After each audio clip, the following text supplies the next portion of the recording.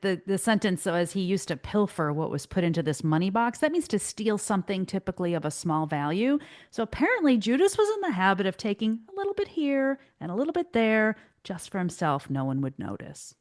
Judas's selfish heart was revealed. From his perspective, this was money being wasted, as his heart was set on personally profiting from the wisdom, kindness, and power that Jesus displayed. You think about what happened in Jesus' ministry up to this point. He would go places and he would do miracles and he would preach and he would teach and people would be drawn to him. And because he's this itinerant preacher, because he's got no place to live, people would contribute and say, "Hey, just keep doing your good work, keep doing your good work." And so Judas had found a way to just skim off the top, little here, little here. Nobody will notice because he's the bookkeeper. So you look at this and you realize the craftiness and the darkness that was within Judas, profiting off of selflessness, off of God's will being done, off of miracles. And so we contrast that dark heart with Jesus's own tender and understanding heart, because his heart would also be revealed in this experience. Let's look at John chapter 12, verses 7 and 8. And this is from the New Living Translation. Jesus replied, "Leave her alone. She did this in preparation for my burial. You will always have the poor among you, but you will not always have me." Jesus pronounced Mary's actions as honorable and appropriate.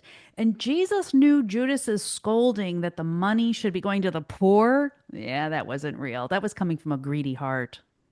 So you can see that Jesus honored this woman for taking the time to be respectful and to do something that was very costly to her, and to take that costliness and pour it out as a memorial for Jesus in his death. And the contrast is dramatic. And Jesus recognized the beauty of Mary's sacrifice.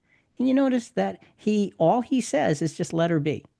He doesn't go any further than that. Just no, you're not stopping this.